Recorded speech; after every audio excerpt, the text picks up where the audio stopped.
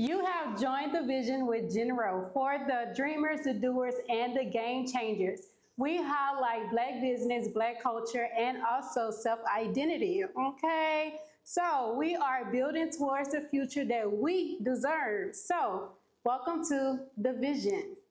So, thank you for tuning into the vision, you guys. Today we have an exciting guest. We have Kai on the show. Thank Thank you you for for having me. coming. Thank Yeah, no you. problem. So, Kai, for the listeners who may not know you yet, introduce yourself and tell them what you do. All right, so my name is Kyle Fair, born and raised Washington, D.C. Right now, I have a car customization shop. We wrap vehicles and things like that. But my purpose in life, God given, is to motivate. And so I'm a motivational speaker, but I'm heavy on women empowerment. And so that's like my main thing. I speak more at women events than actually men events. And so that's what I'm here to do. Okay, so I remember you telling me that you speak at women events, and it kind of sparked me because I was like, it's not very often you come across a man that speak to women. So what really sparked the audience of you speaking to women? Well, my mother I'm heavily influenced by my mother. And I got my entrepreneur spirit from her. I saw her, and my father and I, we got a great relationship, but they divorced. And I saw my mother struggle. She never had a 9 to 5. She always was an entrepreneur. And so that was something that was embedded in me. But then I also saw her go through certain situations. And so as I got older, I just knew that I was different. Like some of my friends, they were beating on women and things like that, and that wasn't me. And so I cut people off because of that. And as I got into my motivation, I saw that more women gravitated to me as opposed to men. Now, I still talk to men, but it's like how I speak and what I've seen with these eyes, I can kind of like get in the shoes of women and understand what they went through. Okay, so when you say the guys that you had in your crowd and they were doing things that you didn't agree with, you just completely just cut them out. So how was that exactly? Because a lot of men continue to be in crowds that don't support what they're looking to do in life, but continue to keep themselves in line with those type of people. So how do they what's a safe way to cut people out when you don't agree with the things they are doing back at home? It's not even a safe way to do it because whether you try to cater to someone's feelings or not, they still not gonna understand it, right? And they're gonna still look at you a certain way. They're gonna be mad. They're gonna say certain things. And the hardest part about it is, if you my friend or you my man or whatever it is, and you open up to them, they know your secrets. And so eventually your secrets are gonna come out. So it's kind of like the 8 Mile effect. That's what I call it. Like, the movie Eminem, the last battle. He went out and said everything that he thought his opponent was gonna say against him. And that's what I do. Like when I know a certain situation I'm done with that person, I'll go and speak on things that I know that they've tried to do to break down my character. You see what I'm saying? I beat them to the punch. So therefore, if they come out and say like, "Oh yeah, Kyle already told us about Right, right. that." Okay, so what are some of the most common misconceptions that men have in regards to what women really go through? Because I remember dating a guy and I was expressing to him that I experienced verbal abuse. And a lot of men don't think that verbal abuse is real, and they think it's just something that women just make up, really and truly. So, what is a way that men could really understand what verbal abuse really is when it comes down to women really going through that? It's a good question. So I'm gonna go back to, for those that had a mother in their life or had a father, or if they had both parents, right? You can look at a child, and if the mother or the father, when they were young, was telling them, "You ain't gonna be this, you ain't gonna do this, you're not gonna do this," and they basically tearing them down before they even grow up, not knowing that as they get older, those words are embedded here. And so when they become of age and they want to do something, they may want to try to do this particular business, but all of a sudden the mother or the father's words tear them down. Right. And so they think that they can't do it. Same thing when it comes to verbal abuse, when it comes to women, right? When a guy is telling a girl, you'll be, or you're this, or you're that, right? Or you don't have self this, so you're breaking down that wall. And so even if they get past that guy, the next person is left to build this woman back up. Right. And then if there's any triggers, automatically the new guy gets blamed for the old guy's mistakes. You know? Yeah. So like domestic violence, those survivors, the scars and everything will heal itself. But the mental will always be there. So sometimes verbal abuse is worse than domestic. Yeah, I agree. I've never experienced domestic, but verbal abuse is really real. Yeah. So how do women, because sometimes when you get out of a relationship where you experience abuse and you get into another one, sometimes they end up experiencing the same abuse. So should they like take some time away and heal before they go on into the next relationship? Or because sometimes we, us women, we have what is called like attachment issues to where we don't know how to be alone. We don't know how to, you know, heal ourselves. We just immediately go back into like the next relationship just to fill in that emptiness. So what would be a proper process for a woman to heal who have experienced abuse so she don't experience the same abuse in the next relationship?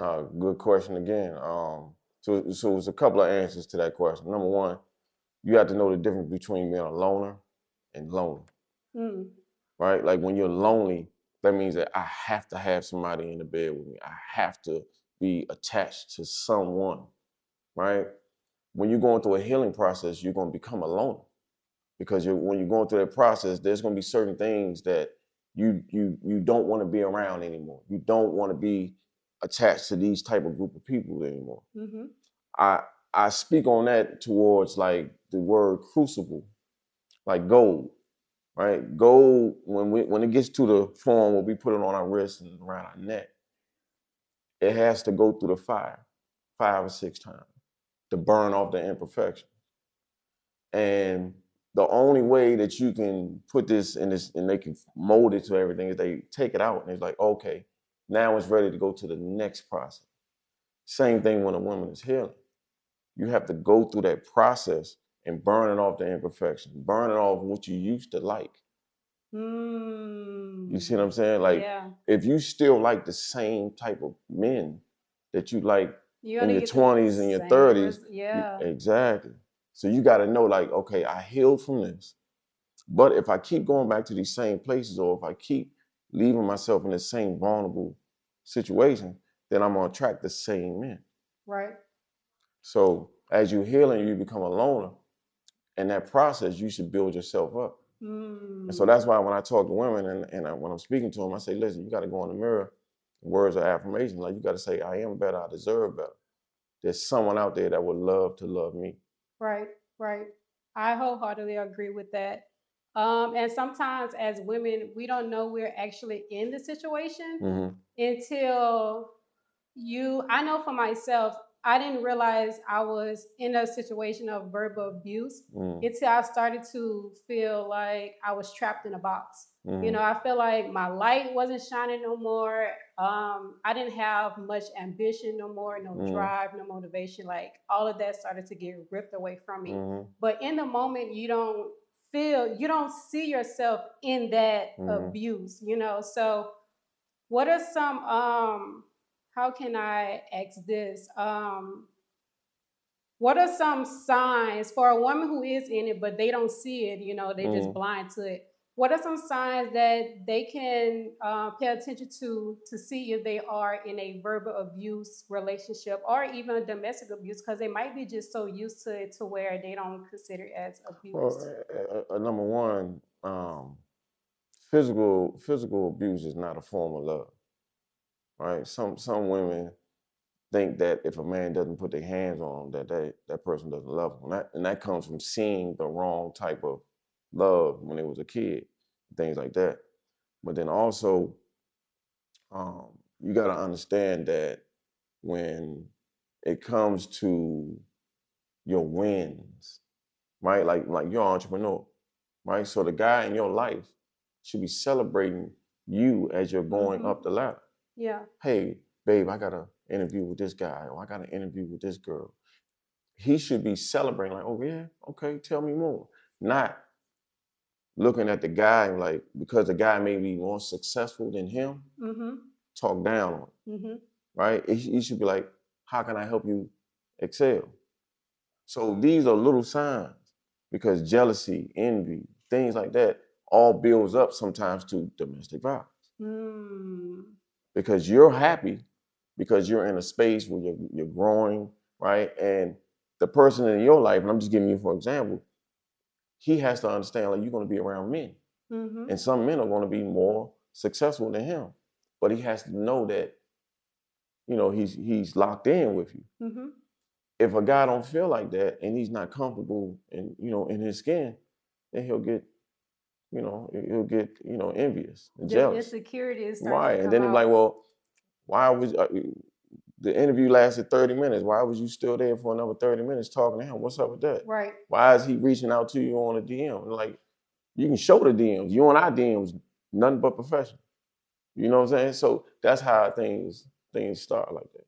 Yeah, I believe that a lot of men be the reason why, women just settle and women just be okay with the bare minimum because of the insecurities that men, do have. Us women, we don't like to step on nobody's toes, especially when it comes down to who we're dealing with. We don't want to hear the yapping. We don't want to make you feel like anything's going on. So a lot of women will even turn down opportunities because they don't want their man to feel no type of way. Yeah, because you think about submissive, right? Like, yeah, okay, yeah, you be submissive, but at the same time, I don't mean put a blanket over your dreams and your goals. Right. Right? Like, okay, if you failed at what you were trying to do, that don't mean that I'm a fail. Right. And I say this a lot, and I get some DMs from guys, whatever it is, but like, women make the world go round. Yeah. Point blank, period. There's some doors. There's a door right here. There's a door right here.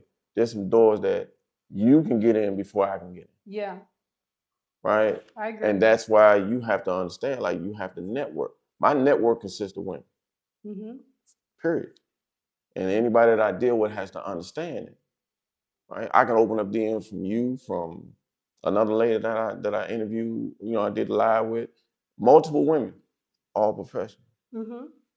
Right? So that's what it's all about. You just got to build a network. Yeah, that's true. That's most definitely true. How can men create a safe and empowerment space for a woman that they are very interested in creating a future with that has experienced abuse? Number one, you gotta basically, number one, you have to make sure that she trusts you. You gotta build up that trust.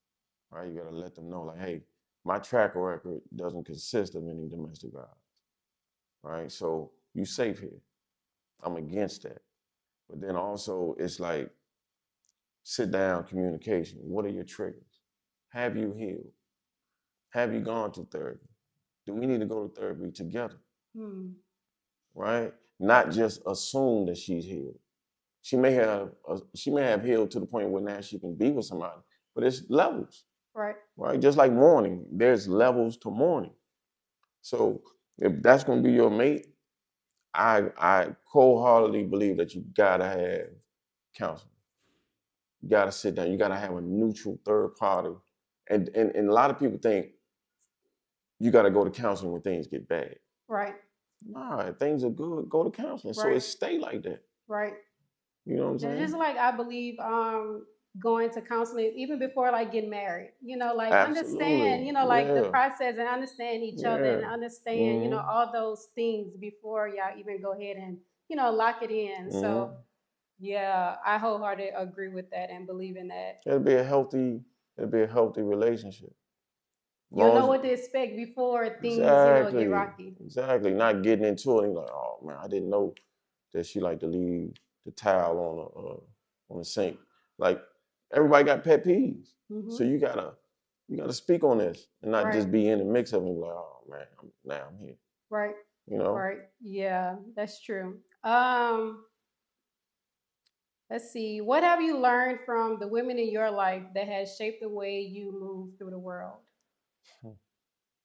Um, Besides your mom, because we spoke about that. No, I've learned that, and I know a lot of women that are successful. Number one, they're strong, right? Like single mother. Like, can I speak on? Yeah, because I'm a single mama. Yeah. Right. So single mother, the fact that we're here, we're doing a podcast, and your son is here, and even though he may be playing a game and got his headphones on, he's watching and he's looking, and he's like, "Man, I remember when my mother first started this. Like, this is his story also, right?" So I've learned through a lot of women that there really isn't any there's minimum of excuses, right? Like women wake up and they're like, okay, I got to figure out a way to get my child or my children in daycare or someone to watch them because I got to go do this. They don't stop. They only stop when a man that they deal with is jealous, right, or can't handle what they're doing. Then they slow down. Exactly, exactly. That's why the conversation of like 50-50, I don't understand that because if I'm already putting in 100 to provide for myself, provide for my son, provide for my whole household, why would I allow a man to come in and only want to put in 50? Like it should be 100% on both sides. Like you coming in and only asking me to put in 50 and you put in 50, something is still not going to balance, like at all. Right. Now the conversation switched to, okay, I put in 100 and you put in 100. Okay, we can make some shape. You know what I'm saying? Because I'm a hard worker anyway. I do what I got to do, but I want to make sure that you'll be able to do what I'm doing too. Because if not, I'm good by myself. Exactly. I'm good with you got to add to it. Exactly, because a lot of times men would come in and it would just knock everything that I've already built off. So it's Nah, I listen, and when people say 50-50, right, people automatically think money, bills, and it's not that, right? It comes in like, okay, and I keep using for example because it's like, if a man come in your life and it's like, okay, I know she got a son, you may have a podcast that you got to shoot. Well, at the same time that he get out of school, so the 100% comes in from the man, like, hey, I know you got a podcast. I got him. I'm gonna go pick him up from school, make sure he eat, do his homework, whatever the case may be. That's the 100%, not just bills. Right, exactly. You see what I'm saying? Now, when you come home, you may be tired. You may only have 30%, 35% left in your tank. But if you give that man that 35% that you got left in your tank, that's still 100% of what you had left that day. So it's a difference. That's why I get mad when people go, oh, no, 50-50, you got to pay the bills. It's not just that. Everything is not about money. No, it's not. It's not. And it's funny because today he actually had a football game at the same time that I had another interview scheduled with someone else earlier today. So I'm like, well, I hate for him to miss his football game, but mama got to do what she got to do. Right, So. You building something. You building your brand. Yeah. And I don't think those type of situations come in mind when the internet is talking about 50-50 because it's not always about money. The internet, and again, I know some people not gonna like it, but the internet is really talking about the younger generation, the people that don't have responsibility. Yeah. When you get a little older, and some people may be grown in their 20s, or grown in their 30s, but when you get older, we're not talking about money. We're talking about responsibilities. Right. And that's where the 50-50 and 100% come in. That's very important.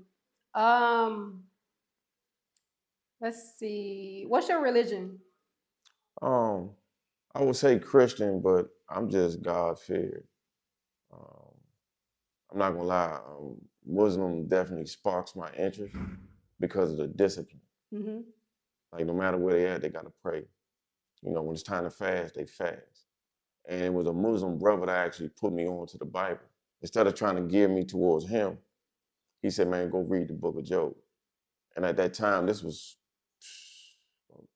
15 years ago, I was in the streets heavy, but I was straddling the fence. I didn't know which way I wanted to go. I know I needed to leave, but I didn't know which way. And I read the book of Job, and ever since then, that's been my favorite book. You was about to say Christian.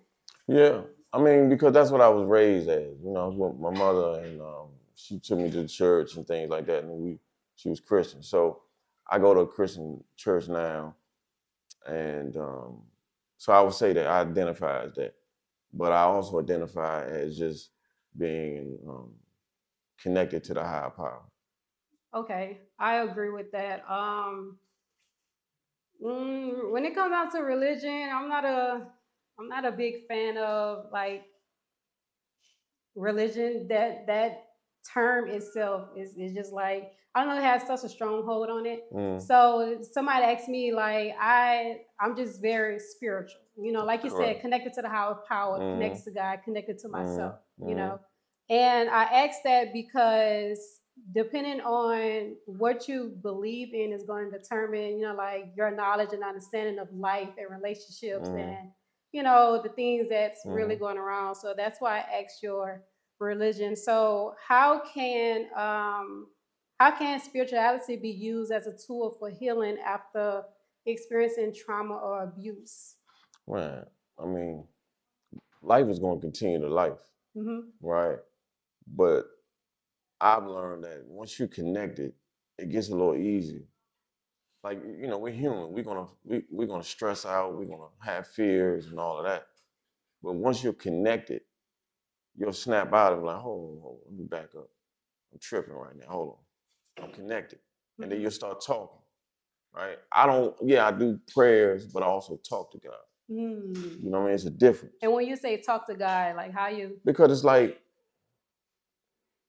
in the middle of the night, and it could be 2 in the morning, 3 in the morning. I can be in the bed and I can't move my body.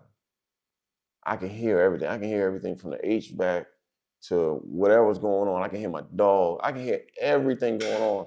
But that's when I actually have the talks with God. And it's like he talking to me.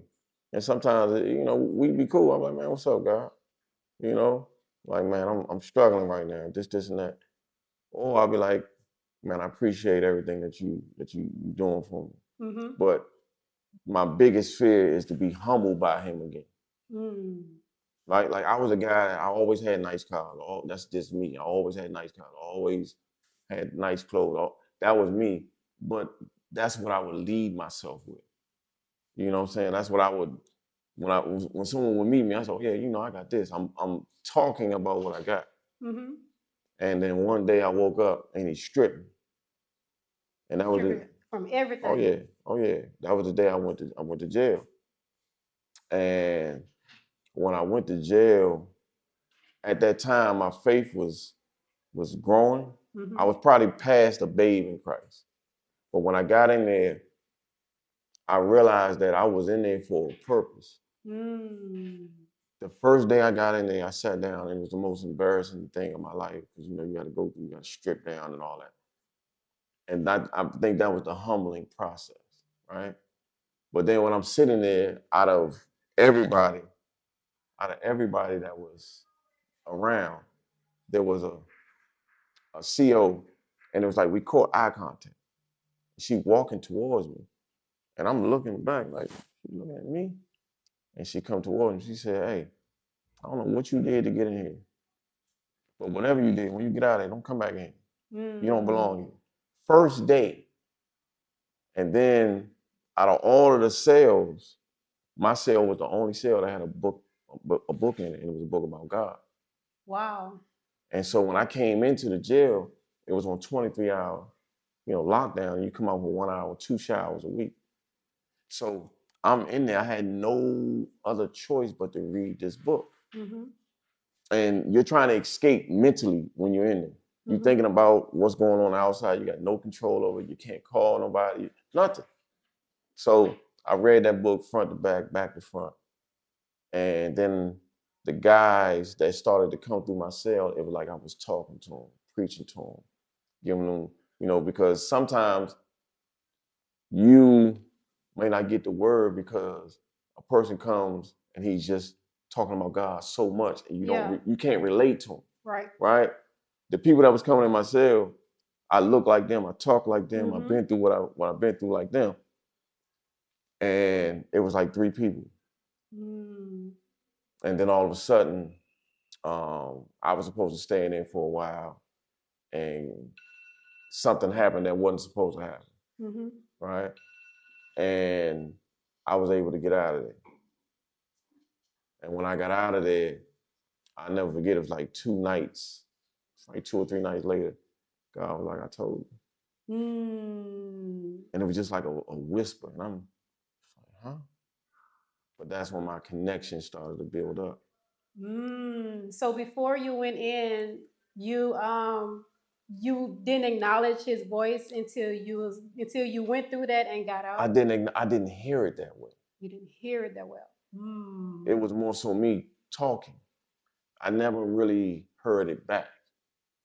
But then as time went on, right, it was like I started hearing it, and then that's when he started putting me in situations where I had to mentor the kids, talking to the kids, telling them what I've been through, seeing where I'm at, because the kids, unfortunately, you have to look like what they want to be, right? So when they see me and I got on jewelry, I got a nice car, things like that, I'm showing them like, listen, in the streets ain't the only way to get this. Right. Right? I've been there, I've done that, and I got more now that I'm not in the streets than when I was. I can live comfortable, I can go to sleep comfortable, I can buy whatever I want. It's a difference. And so that's why a lot of young men gravitate to me. And so I understand that. And so God, like, no, I need you to be the door, to talk to them, let them know it's all right to love me. Then from there, I get it from you. Right. So. Yeah, he would definitely put us through some humbling experiences. Facts. For sure. That's why, like, I'm okay with saying that I talk to myself. People would say it's okay to talk to yourself. Just don't. I think they said like just don't answer yourself back or something. But to me, it's like when I'm really talking to myself, I'm really talking to God, because He lives inside of us. So it's like when I'm talking to myself, I'm talking out loud, but I'm waiting for Him to answer me in here. So. Yeah, that's what that really and truly means to me. But He will really take us through some really horrifying, humbling experiences, but it always be glorified at the end. Your worst days, you think you're not gonna get through it, and then all of a sudden you get through it. Yes. Right, and it's just building you up for another worst day that's about to happen. Yes, just so you can teach it to the next person that's going to go through the exact same thing. Testimony. Yes, it's beautiful. What role does forgiveness play in healing? You gotta forgive. I think when you forgive somebody, you release the power that they got over top of you, right? Like there's some people that when I see them now, I can see them and I can still be like, if I'm in a good mood and I just happen to run into some people that I knew did me wrong or, said some things, I can still be me. I might even speak to you. What's up, bro? How you doing? You good? All right, cool. But you'll never get back into my life. But if you walk into a room and you see somebody and immediately your energy switches, that means they got power over you. Yeah. You right? And so now your whole demeanor, now what if I came through this door and I seen somebody that I didn't like? Now what if my opportunity was me and you? Right. What if you could take me to the next level? But now my demeanor changed when I saw this person. So now when I sit down with you, I'm not on my A game. I'm on defense because I'm still thinking about that person. Right. Now I miss my opportunity. Right. Right. So forgiveness, you just gotta let it go. Gotta let it go. I agree, especially if you looking to grow to a next level. You can't allow it to hinder whatever you went through in your past or experience. You gotta, even with other people, but also like with yourself, like don't beat yourself up with things that you didn't know forgive yourself in order for you to move on. Because just like with, women who experience abuse or experience, bad things that happen in their life, forgive yourself and don't allow it to hinder where God is taking you next. Because if you don't forgive yourself, you're going to stay stuck in that season for the rest of your life. Domestic violence. I just spoke at Yandy Smith and Carly Red's event in Atlanta.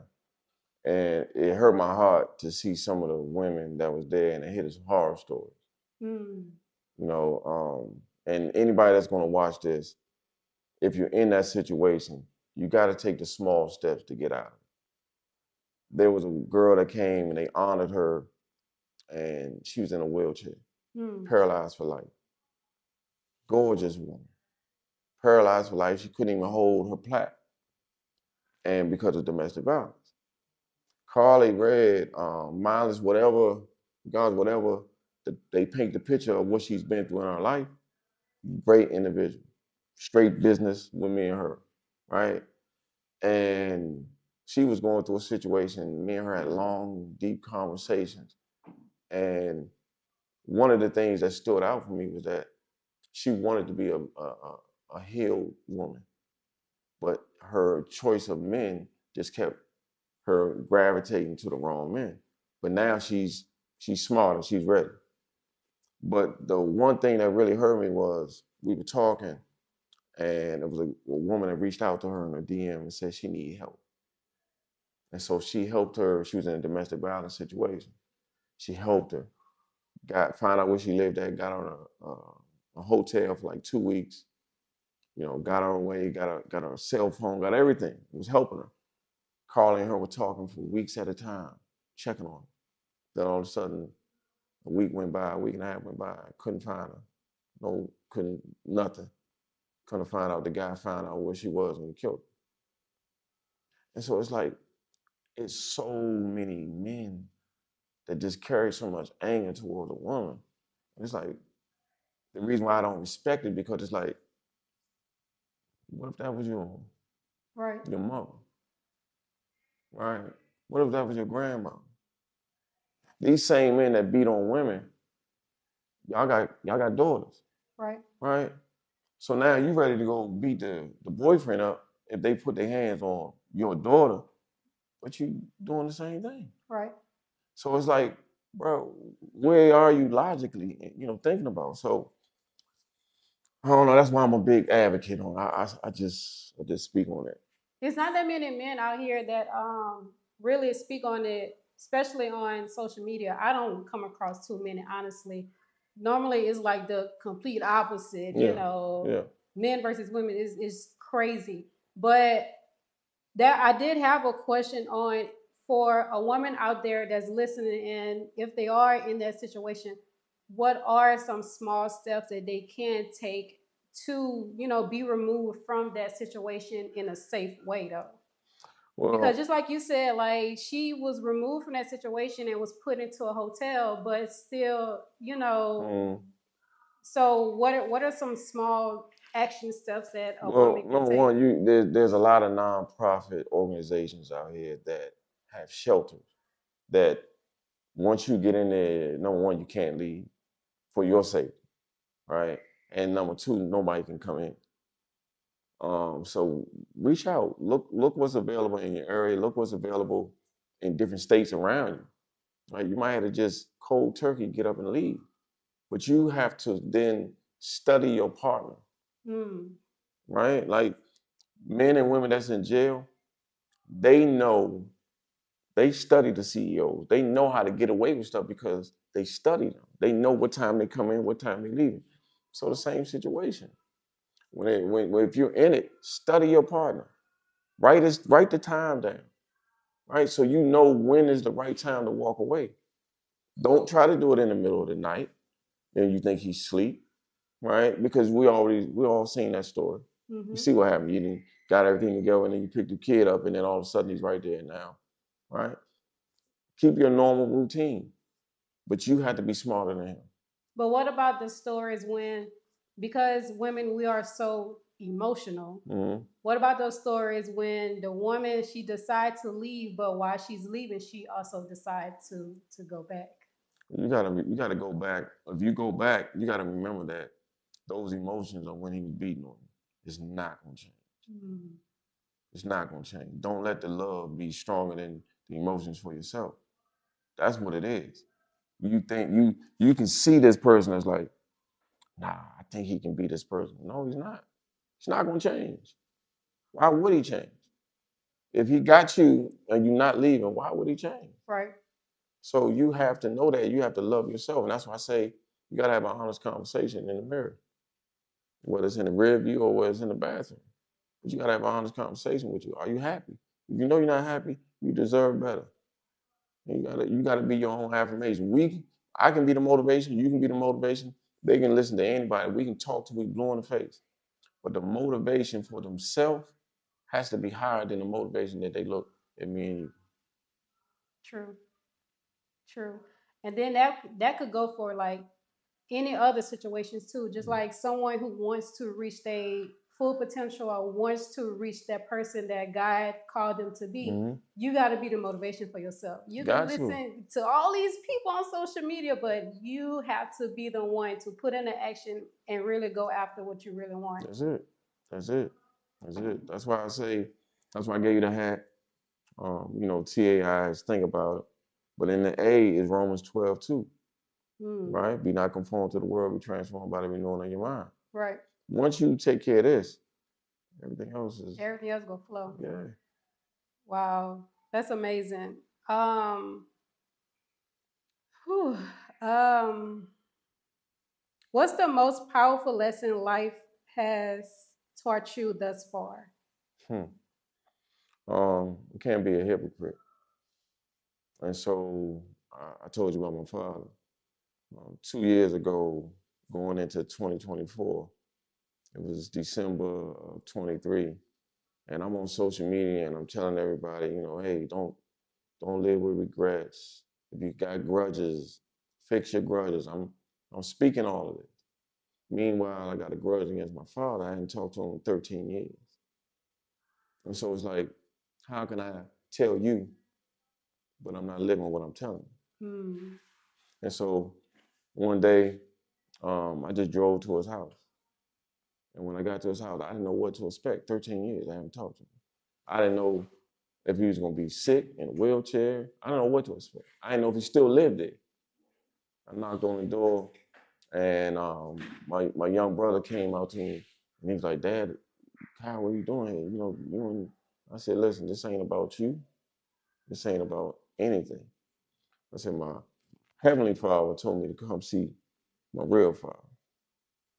And he went in there, told him, he opened up the door, and we just looked at each other.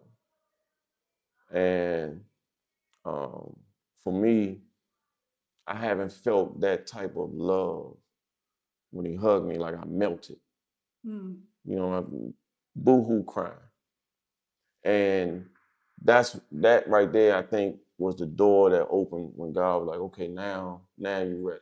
Now I'm gonna put you on a different level. And when I did that and I talked to him, and now my father and I, we like this, and I'm like, I'm not here to talk about the past, forget the past. We're here now to build up. You're gonna make me start crying in here. But how do you know if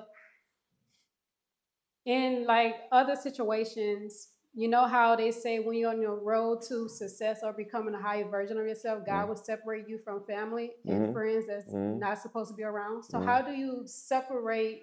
How do you acknowledge what to stay away from or go ahead and fix like you did with your relationship with your dad? I mean, you're a woman. Y'all gut intuition is stronger than ours. You know. You know what's right and what's wrong. You know it. Sometimes we go against our gut because of the love we have for someone or something. Right? You in a situation and your gut is telling you that family member, and it can be, the sad part about it can be your mother, your father. Yeah. Right? Mm-hmm. And we gotta understand, like, our parents didn't grow up in the time that we grew up. Right. So they don't understand it. Right? By the time he gets older, you're not going to understand what he's talking about because there's going to be a different generation.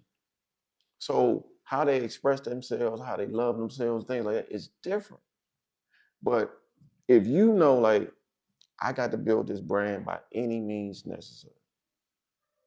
When people are talking to you and they telling you, and they're like, nah, I don't know. They don't see the success right away, right? You have to keep going. There's people that's watching what you do behind the scenes. You just got to be consistent. And that's the hardest part because when the bills and the money ain't adding up, you thinking like, man, maybe this ain't maybe this ain't what I need to do. Right. But I'm here to tell you right now, I'm here sitting at this seat. I'm here to tell you, you gotta keep going. Gotta keep going. You got to. You got to see. You gotta leave them something. When you pass away, you can be able to go back on YouTube. YouTube ain't going nowhere. So you go back on YouTube like, man, my mother did this. That's the difference. So when people get in my way and they tell me stuff, I just put them on a list like, okay, I don't tell this person about what I'm trying to do no more. Right. Okay, and this crazy thing is the list gets smaller and smaller as the people that you can talk about your wins to. Right. Right, because we all love talking to someone like, bro, I just did this, and you love to hear that. Mm-hmm. But sometimes you're not gonna get that. Right. So you just got to keep it go in the mirror and talk to yourself. Like, man, hey, good job. So that's me. I don't tell people. Like I told my one guy, and it's crazy because he just called me when we pulled up. My guy that's in jail now, he did 14 years, and he calls me all the time. And I told him I was coming to do your podcast. He made sure that he got out at the right time to call me. Wow. And I just talked to him. And he's like, bro, man, keep going. I'm like, man, you're giving me life. And yeah, man, like, keep going. And so don't give up. You can't. Yeah, giving up is it's not an option at this point. Anytime, and I tell everybody this, anytime you think about giving up, just picture yourself on a bridge, right? And you turn around and giving up, and you look back, and look how far you come. The road back is longer than the journey in front of you. True. That's true. That's true. Whew. That was a lot to take in right there. That was a lot to take in. This will be the last question, and then we're going to go ahead and close out. If you can share one message with the younger generation right now, men and women, what would the message be? The message is, you're going to find yourself in some situations where you're going to have to make a decision. And you're not always going to be in your 20s. And that decision that you make right now is either going to put you in another situation that can prepare you, or you're going to be put on hold. And I like to say it as like the buffering, right? When you got the Wi-Fi and you're watching your favorite show or something, and all of a sudden it stops and it's just buffering. If you want to put your life in a buffering situation, then cater to the people that you think that you're supposed to cater to. Because those same people, I can go right back now to DC, like I always do sometimes. I get in a little car that don't nobody know, and I drive around the hoods that I grew up in, and I can see the same people doing the same thing. Wow. Same thing. It's like they got on the same clothes. It's because their mindset is stuck. Right. They buffering. And that's because at one point I came to the decision like, nah, I got to be more than this. So I'm gonna go here. And I've heard all, okay, you think you like that? I mean, you ain't better than us. Then I went around the way one time just to go back and talk to some of my guys, right? And when I pulled up, again, I like nice cars. So me not thinking, I'm like, man, I'm just driving my nice car. Some couple of people was, oh man, I see you, this and that. Other guys were like, bro, man, you really need to get out of here with that, man. Like, it ain't safe for you. I said, for real? Like, man, it ain't safe for you. I said, okay. And instead of me acting like I can go back and forth with them, right? I'm like, nah, Kai, you graduated, you here. You got responsibilities. You got people depending on you. So you can't allow yourself to be drawn back down into this. Right. I got in the car and left and never came back. And I'm okay with that. Don't have survivor's remorse. You know? That's a good one. Yeah. You That's can't. A good one. A lot of the people that die, the young boys that die, you got Nipsey, people like that, they die because they're trying to do so much for people that don't even understand. That's like saving a Black community or trying to how can I say this? That's really and truly like trying to save your hood. You can't. With people who choose to just stay there. You can't save the hood. And you find yourself coming down and, missing out on other things because you're just trying to pull them with you. You can't. You can create a organization. You can create a nonprofit. You can do all the things, but you just like they say, you got to love people from the distance. When you make it out, love the hood from the distance.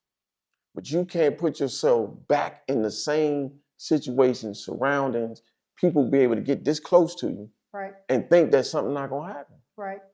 That's true. Like last night I was at a situation, went to the party. I love rap, love hip hop. To the day I die, I won't do it. I was there. I wanted to see Webby. But it was Webby? What? Love Webby. Come on, I can go word for word. But it was taking so long for him to come on. And I'm watching my environment. And I'm watching the youngins as they start drinking and drinking and drinking and drinking and drinking. I'm looking around and I'm looking and I'm like, okay. And when we pulled up, it was crazy. It was in Hammond, Louisiana. We, pulled up. I'm like, yeah, it's gonna get ugly. And so as much as I wanted to stay, at about 12:45, 1 o'clock, my social battery was like this. I said, no, I got to go. I got responsibilities. I got people depending on me. You know what I mean? So you got to understand that when you're chosen, you got to understand that you're chosen, right? And you got to act different, walk different, and deal with people differently. And that's that. Good words, man. Good words. Thank you for coming on No the problem. show, man. Y'all, be sure to check him out. I'm gonna link all socials down below. And be sure to like, comment, and subscribe. And thank y'all for tuning in. And I'll catch y'all on the next episode. Okay? Bye. Thank you for tuning into The Vision with Jennro. For the dreamers, the doers, and the game changers. If this episode inspired you, be sure to like, comment, and subscribe, and share it with your tribe, okay? Be sure to also follow us on all social media platforms. So I'm going to link all socials down below, and be sure to check us out.